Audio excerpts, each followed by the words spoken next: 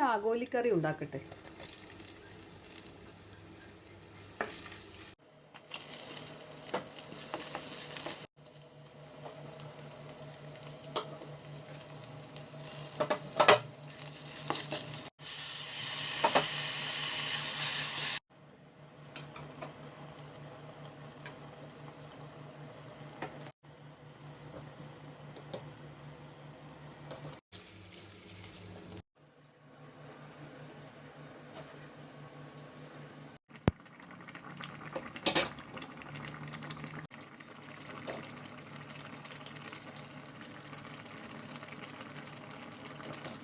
Palak ragi കോൺ puttu.